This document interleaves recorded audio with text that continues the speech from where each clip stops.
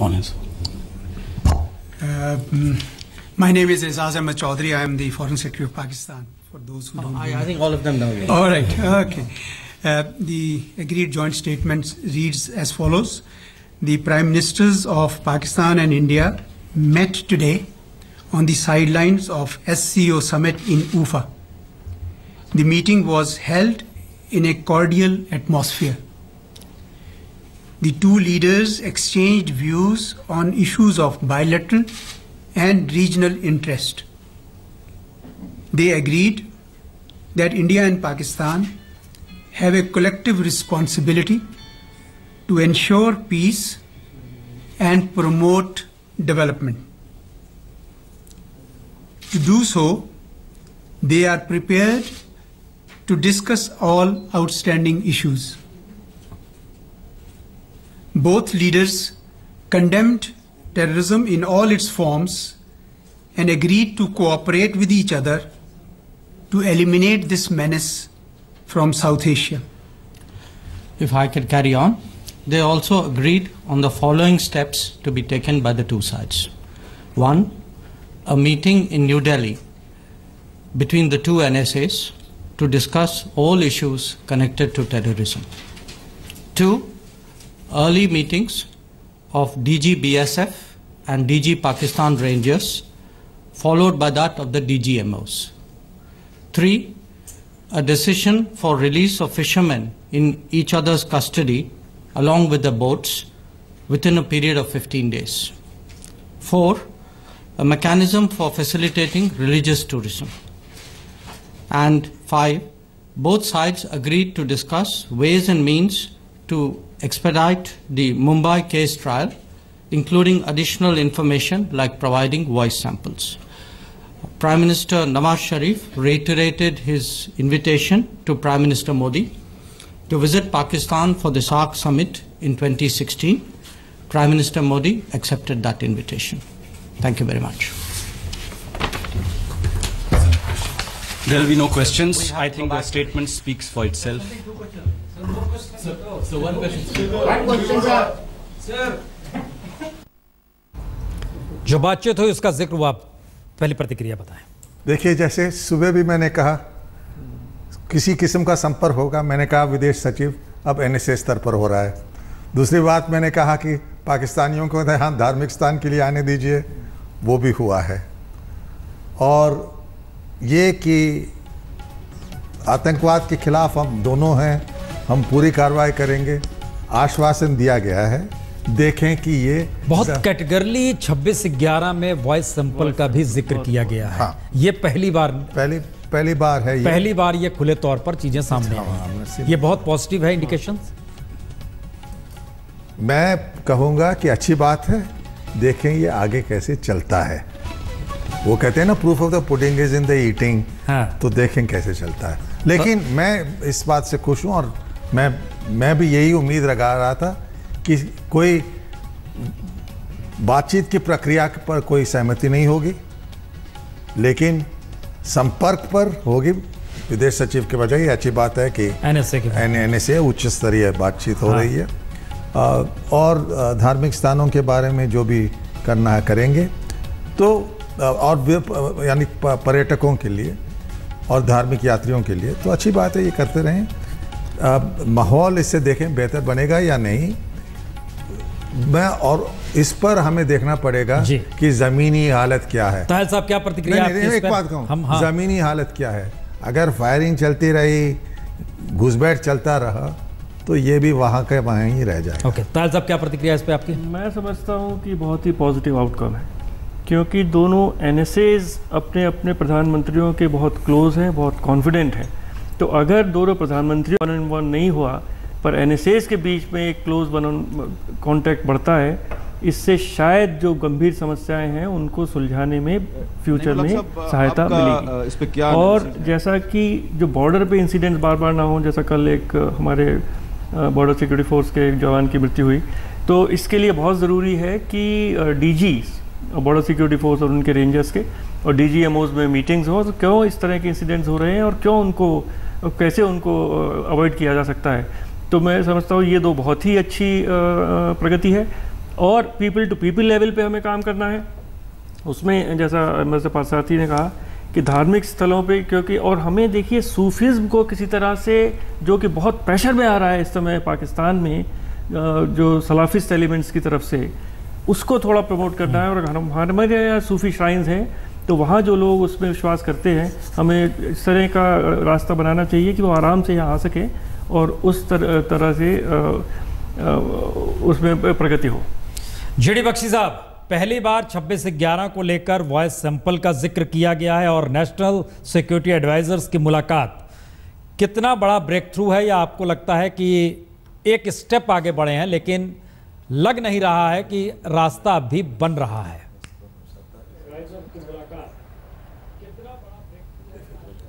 JD Bakshi साहब,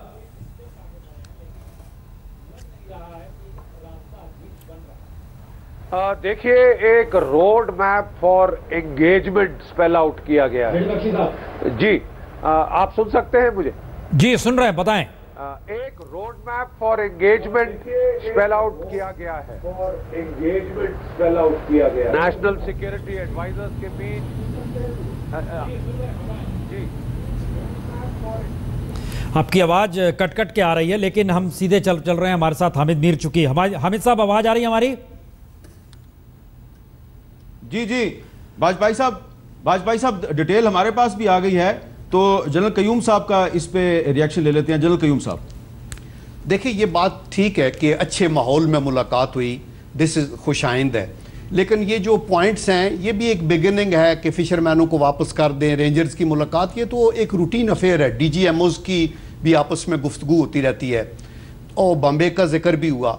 मैं ये समझता हूँ कि बॉम्बे भी इम्पॉर्टेंट है, लेकिन उससे ज़्यादा इम्पॉर्टेंट बुनियादी चीज़ कश्मीर की है, और उसके अंदर फोर्सेस को पीछे हटाने की बात होनी चाहिए थी।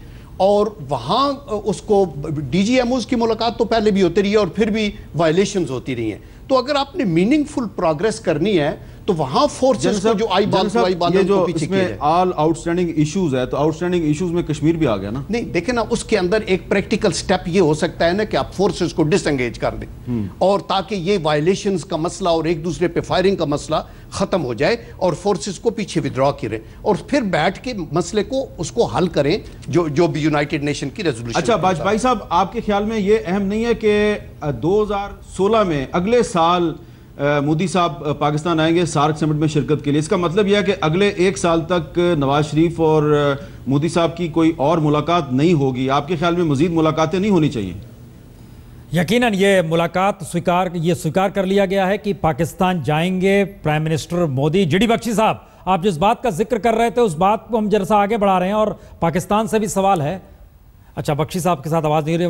पारसारथी जी, क्या ये अगले 1 बरस तक भारत और पाकिस्तान के संबंधों में एक नई स्थिति आ जाएगी, क्योंकि अब सार्क में जाएंगे प्राइम मिनिस्टर मोदी, और इसको अब आगे बढ़ाना ही होगा चूंकि NSA की मुलाकात का सिलसिला शुरू होगा? देखिए, कल मैंने कहा था कि संपर्क रहना चाहिए, यानी कि कॉन्टैक्ट्स रहने चाहिए, और मेरे राय में विदेश सचिव कहा गया, मैंने विदेश सचिव कहा, मान गए हैं कि NSA के लेवल पर मैं उचित समझता हूँ। DGMOs की मीटिंग जो जनरल साहब ने वहाँ कहा, एक बात है वो फ़ोन पर बात करते हैं, लेकिन फेस टू फेस अगर मिलें बातचीत के लिए, तो ये जो लाइन ऑफ कंट्रोल और इंटरनेशनल बॉर्डर पर फायरिंग होती है या इन्फिल्ट्रेशन होता है, उसको देखने के लिए, उसको सुलझने के लिए मैं समझता हूँ वो महत्वपूर्ण है।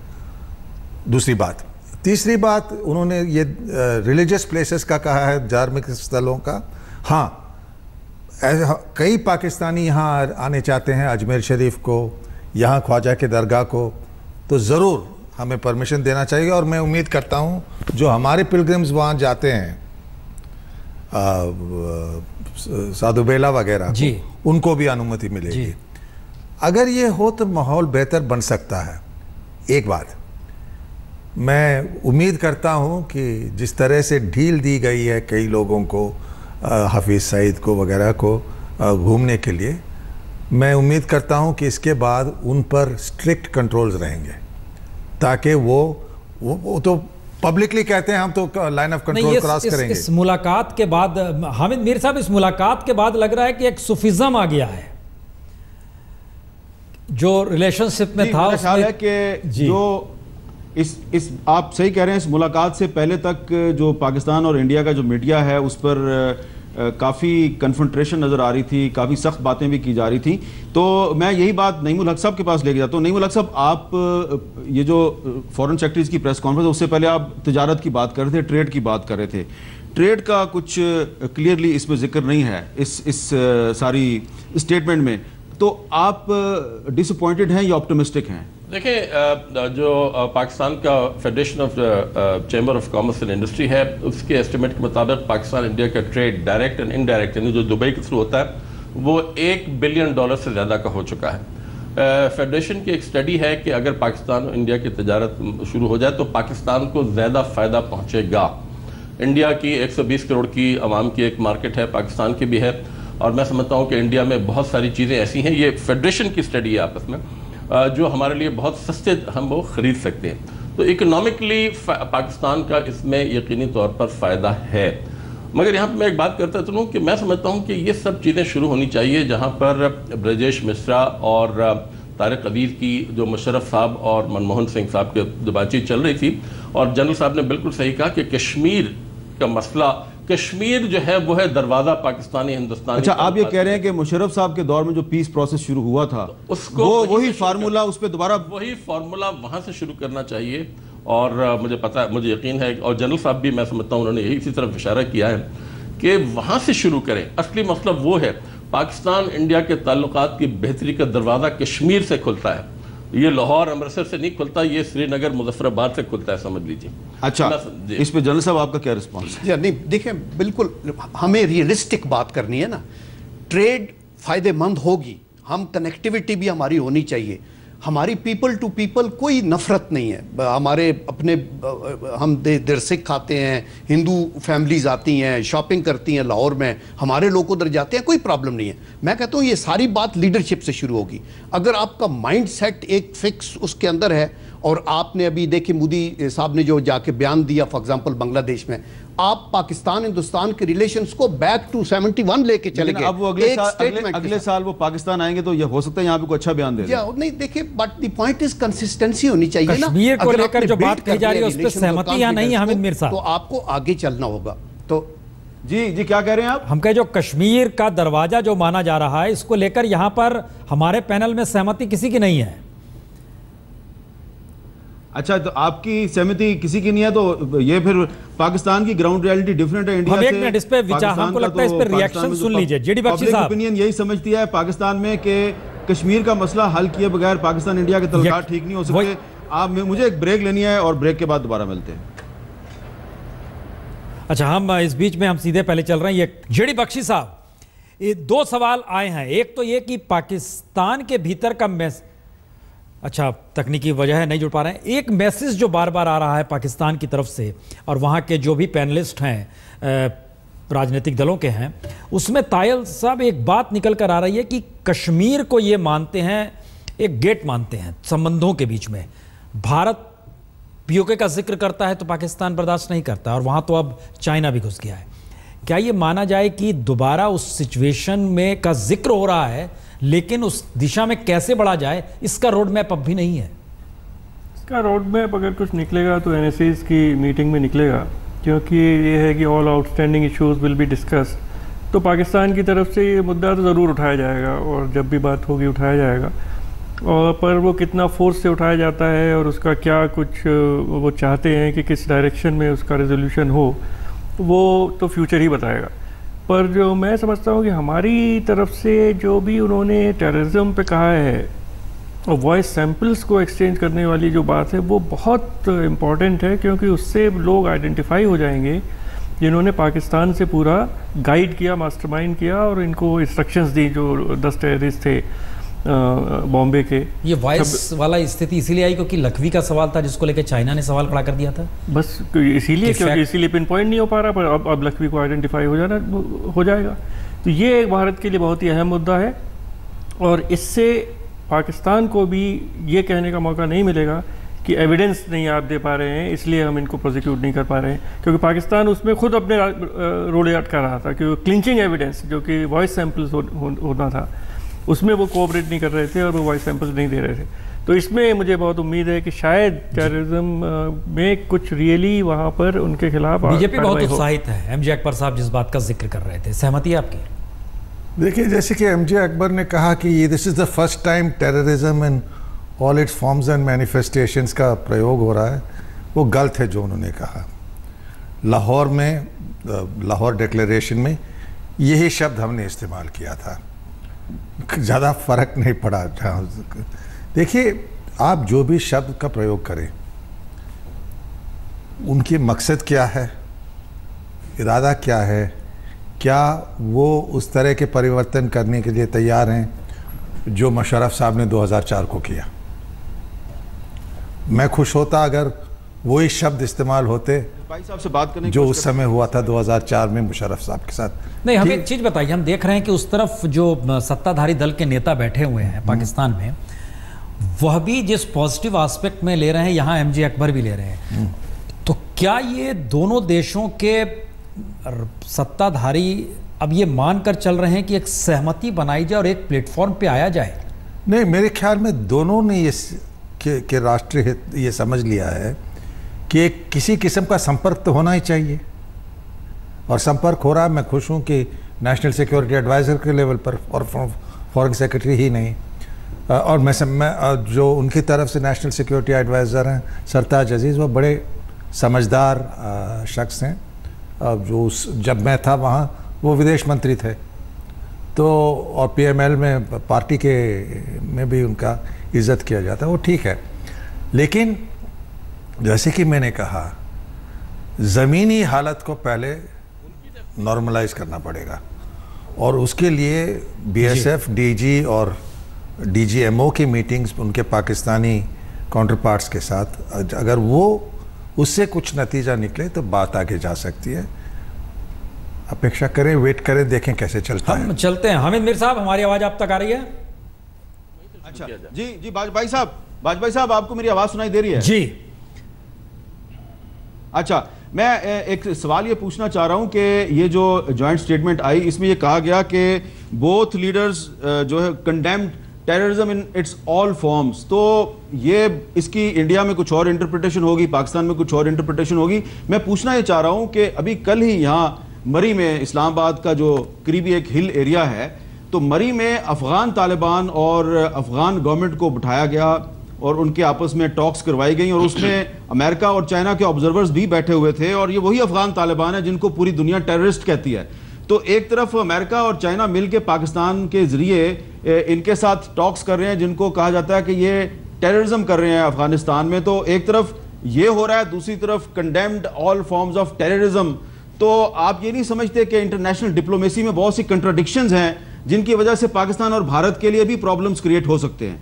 यकीनन ये सवाल यहाँ भी लगातार चर्चा में है, खासतौर से जो बातचीत चल रही है तालिबान और अफगानिस्तान के बीच में, और होस्ट है पाकिस्तान।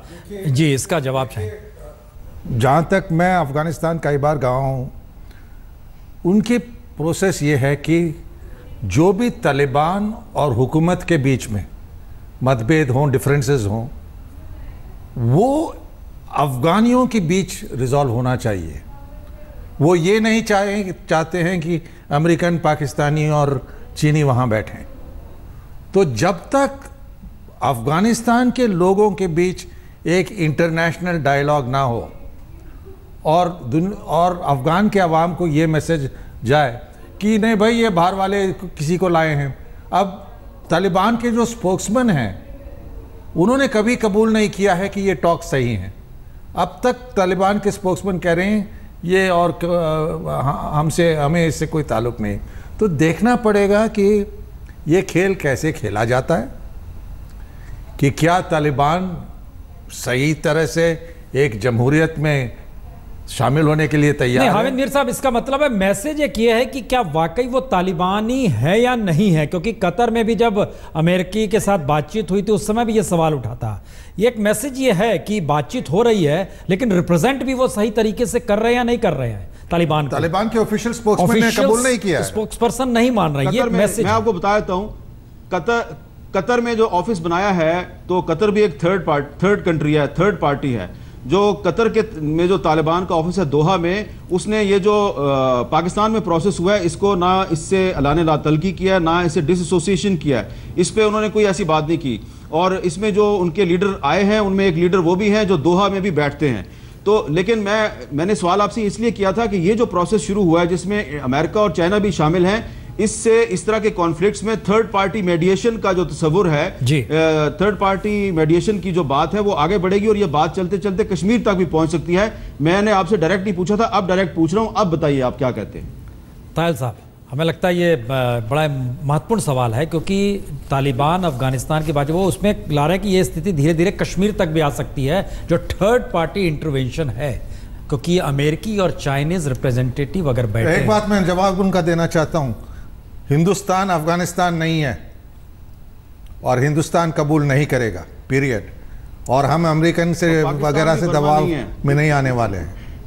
जी, पाकिस्तान भी बर्मा नहीं है। जी सर, आप कुछ कहेंगे? देखिए, बात यही है ना फिर कि आपको इस हठधर्मी से पीछे हटना होगा। ये सिर्फ कह देना कि जो है वो अफगानिस्तान नहीं है हिंदुस्तान, वो तो अपनी जगह एक ठीक हकीकत है, लेकिन ये हकीकत है कि कश्मीर का मुद्दा है, उसको आपने हल करना है और उसके लिए बैनुल-अक़वामी ताकतें जो कि पसे चिलमन ये भी मदद करती हैं कि इंडिया पाकिस्तान की मीटिंग्स हों, उनके ये इंटरेस्ट में है कि इस खित्ते मामन आए। और ये president Obama is on record to have said अपनी प्रेसिडेंशियल कैंपेन में कि साउथ एशिया में अगर कोई फ्लैश पॉइंट है तो वो कश्मीर का मुद्दा है। ये बाकी बच्चे हैं उसके साथे छोटे छोटे, जैसे मेरे भाई ने बिल्कुल ठीक कहा कि बम्बे का मसला हुआ है, यहाँ हमारे पेशावर के अंदर जो बच्चे ज़बह हुए हैं वो क्या था।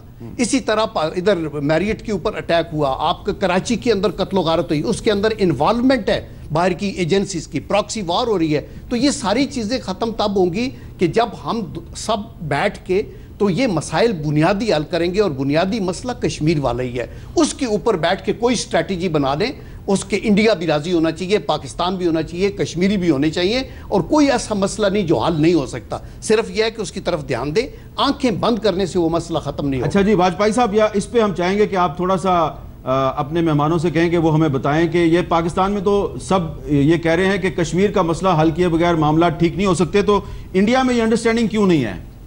नहीं, हामिद मीर साहब, एक हम आपसे ही एक सवाल का जवाब लेना चाहेंगे यहाँ पर, क्योंकि हम देख रहे हैं कि वहाँ के आपके पैनलिस्ट कश्मीर की बात कह रहे हैं, यहाँ पे कोई नहीं कह रहा है कश्मीर। और जो बीजेपी है उसकी प्रेस कॉन्फ्रेंस सबसे कुछ देर पहले हुई, उसमें भी कश्मीर का जिक्र नहीं हुआ, वो उसमें टेररिज्म का जिक्र हुआ। क्या ये अलग अलग नज़रिया है देखने का इस पूरी बातचीत को, या ये माना जा रहा है कि अपनी अपनी कॉन्स्टिट्यूंसी को ही रिप्रेजेंट करने के लिए ये पूरी की पूरी बातचीत या डायलॉग हुआ है? नहीं, देखें, मेरा ख्याल है कि पाकिस्तान में एक ये ज़मीनी हकीकत है, ग्राउंड रियलिटी है कि कश्मीर का मसला जो है उसको आप हल किए बगैर भारत के साथ ताल्लुकात को बेहतर नहीं बना सकते। लेकिन आप देखें कि कितनी पॉजिटिव बात की नईमुल हक साहब ने, जो इमरान खान साहब की पार्टी के सेक्रेटरी इंफॉर्मेशन है, वो कह रहे हैं कि ट्रेड भी साथ साथ होनी चाहिए। तो ये आप सिर्फ ये ना देखें कि पाकिस्तान में कश्मीर की बात हो रही है, पाकिस्तान में ये भी बात हो रही है कि कश्मीर के साथ साथ इंडिया के साथ ट्रेड को भी बढ़ावा दिया जाए। तो मेरा ख्याल है नईमुल हक साहब, आप खुद जरा इसको एक्सप्लेन करेंगे। ये बात तो मुझे पता है कि हमारे जो इंडियन फ्रेंड बैठे हुए हैं दूसरी दिल्ली में, वो इस बात से एग्री करेंगे कि कोई भी कश्मीर का जो भी सोल्यूशन होगा, that has to be accepted by the people of India. General साहब ने भी अभी ये बात की है, people of India, Pakistan and Kashmir. जब तक ये तीनों कश्मीरी, पाकिस्तानी और हिंदुस्तानी एक सोल्यूशन पे एग्री नहीं होंगे, कोई हल नहीं हो सकता। तो मेरा ख्याल है इसमें किसी को एतराज़ नहीं होना चाहिए कि इंडिया पाकिस्तान इसको एग्रेसिवली इस मसले को हल करने की कोशिश करें। और ट्रेड जो है वो अब भी हो रहा है, $1.5 बिलियन का हो रहा है पाकिस्तान इंडिया का, डायरेक्टली भी हो रहा है, इनडायरेक्टली भी हो रहा है, तो उसको और बढ़ाया जा सकता है। मतलब दिल के दरवाजे खोलने चाहिए, ओपन।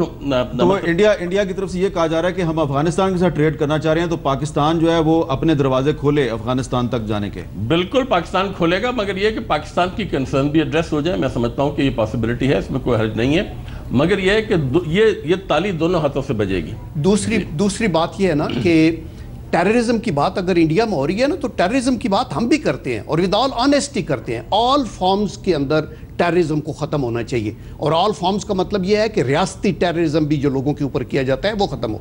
नंबर 2 कि इसकी डेफिनेशन क्लियर हो। क्या जब लिबरेशन मूवमेंट होती है कश्मीर के अंदर, या अफगानिस्तान के अंदर कुछ लोग कहते हैं कि हमारी हुकूमत को ख़त्म किया गया है और हमें तो हमारा राइट बनता है अकॉर्डिंग टू UN चार्टर कि हम अपने मसाइल को खुद हल करें, उनको आप टेररिस्ट कहें तो क्या वो टेररिस्ट बन जाएंगे? द पॉइंट इज कि आपको रियलिस्टिकली इस इशू को एड्रेस करना है ना। टेररिस्ट वो हैं जो लोगों की गर्दनें काटते हैं, टेररिस्ट वो हैं जो हुकूमतों से पूछे बगैर जाके दूसरे मुल्कों में कार्रवाइयां करते हैं या कत्लो गारत होती है। हुकूमतों से पूछे बगैर दूसरे मुल्क में जाके कार्रवाई करना टेररिज्म है। ये हर लिहाज से देखिए ना, हम ये कहते हैं जो वाकयात किसी की हुकूमत की मर्जी से होता है या हुकूमत की मर्जी के बगैर होता है। वाजपेयी साहब देखें, जनरल कयूम साहब सिर्फ रूलिंग पार्टी के सेनेटर नहीं है, एक फॉर्मर लेफ्टिनेंट जनरल भी हैं। वो कह रहे हैं हुकूमत से पूछे बगैर किसी दूसरे मुल्क में जाके कार्रवाई करना टेररिज्म है।